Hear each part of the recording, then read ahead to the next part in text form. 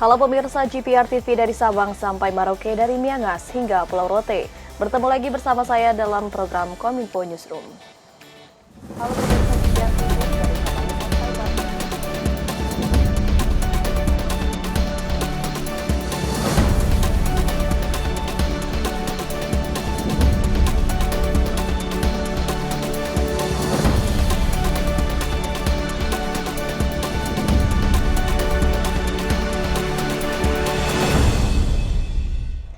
Inilah Kominfo Newsroom selengkapnya. Pemirsa, Kepala LKPP Abdullah Azwar Anas mencoret belasan ribu produk impor dari e-katalog LKPP dan digantikan dengan produk UMKM terkurasi.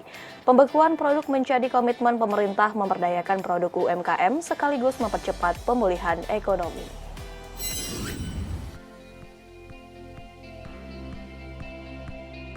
Kepala Lembaga Kebijakan Pengadaan Barang dan Jasa Pemerintah, Abdullah Azwar Anas, telah membekukan 13.600 produk impor dari katalog elektronik dan menggantinya dengan produk-produk dalam negeri. Pembekuan produk impor merupakan bentuk komitmen pemerintah memberdayakan produk UMKM terkurasi masuk di e-katalog di Kementerian Lembaga. Azwar Anas kini telah menyederhanakan pendaftaran e-katalog dari 18 proses menjadi 2 proses. Hal ini memicu peningkatan produk UMKM yang signifikan di e-katalog, dari 52.000 dalam 1 tahun menjadi 600.000 dalam setahun. Azwar Anas juga menyampaikan bahwa LKPP bersama dengan Kementerian Keuangan, Kemenko Marves, Kemendagri bekerja sama mengintegrasikan sistem tender. Sistem tender terintegrasi ini nantinya memungkinkan kartu kredit pemerintah bisa lebih mudah membayar produk UMKM di daerah masing-masing. Intinya Bapak Presiden memerintahkan tidak boleh lagi masuk e-katalog berbelit-belit. Tidak boleh lagi sulit untuk diakses, dan ini sekarang sudah mudah diakses.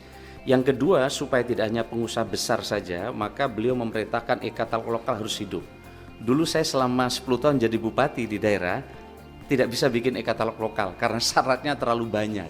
Nah sekarang syarat-syarat yang berat telah kita potong dan semua kabupaten kota sekarang sudah punya e-katalog. Hasilnya sekarang produknya sudah banyak yang masuk.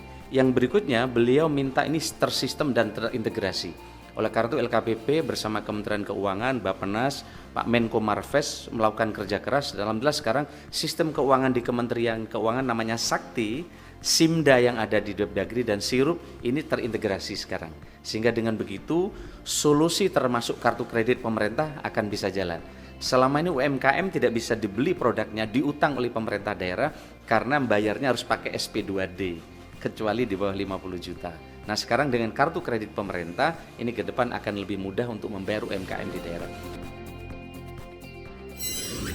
Ombudsman Republik Indonesia menerbitkan kajian cepat pembatasan BBM bersubsidi Pertalite dan solar dari aplikasi My Pertamina. Kajian cepat didapat dari wawancara langsung kepada 781 responden di 31 provinsi se-Indonesia dengan pengambilan sampel random sampling.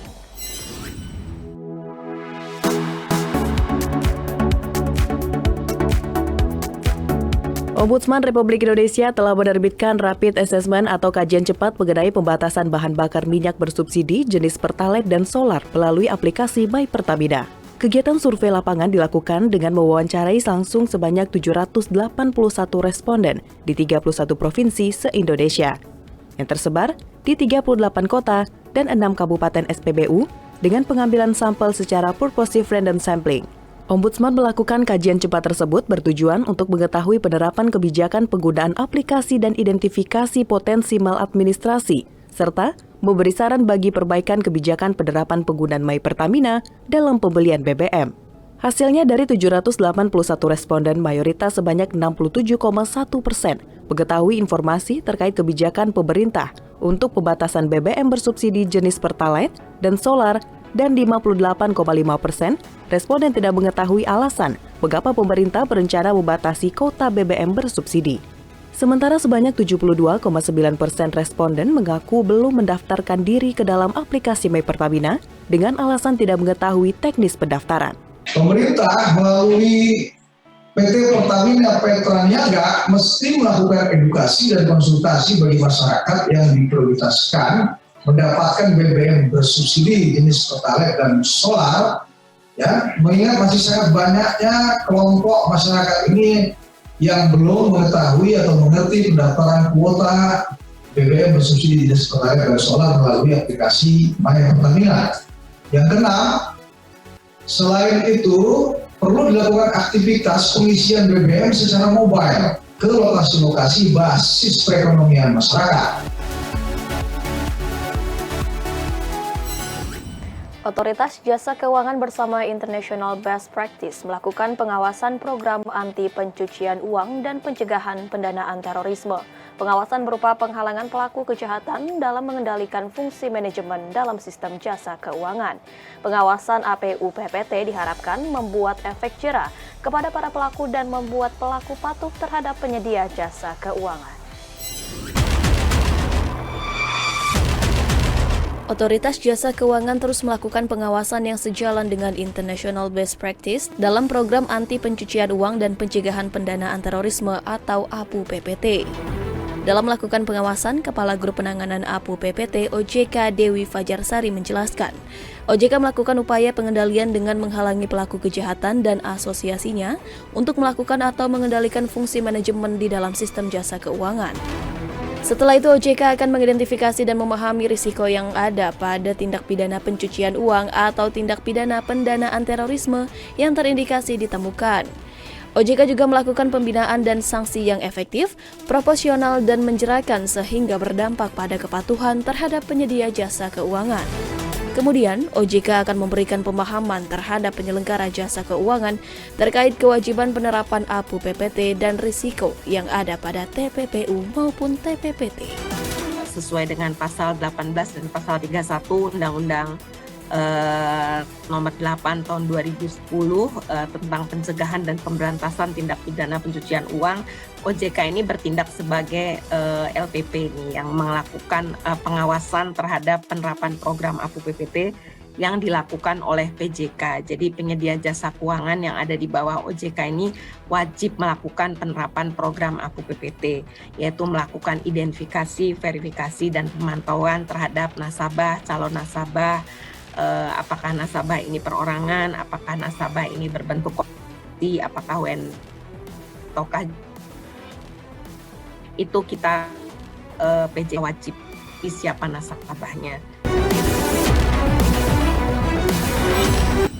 Komisi 3 DPR Republik Indonesia mendukung program anti-terorisme yang disampaikan Kepala BNPT. Dukungan didapat setelah laporan keuangan BNPT mendapat predikat wajar tanpa pengecualian. Dengan demikian, Komisi 3 berharap BNPT terus memperkuat program pencegahan terorisme demi menciptakan Indonesia yang damai.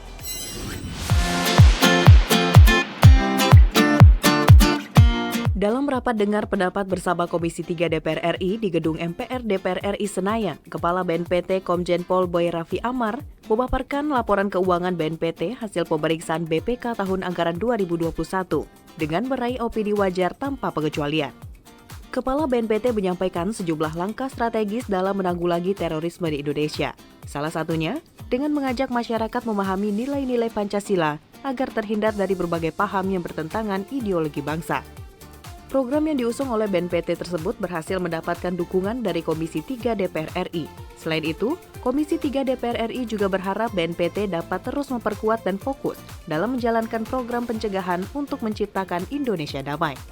Kami terus melakukan bersama dengan lembaga terkait untuk melakukan revitalisasi nilai-nilai Pancasila sampai ke tingkat grassroots. Upaya transformasi yang kita lakukan ini adalah sebagai satu penguatan dalam rangka mempersempit ruang gerak ideologi terorisme yang berkarakter anti dengan konstitusi kita. Kami berkeyakinan dengan segala upaya-upaya vaksinasi yang kami sampaikan tadi akan memperkokoh, memperkuat ketahanan bangsa kita dalam menghadapi ideologi terorisme yang menyebar luas dalam masyarakat kita. Pemirsa, usai jeda iklan berikut, kami akan kembali sesaat lagi dengan informasi lainnya. Tetaplah bersama kami.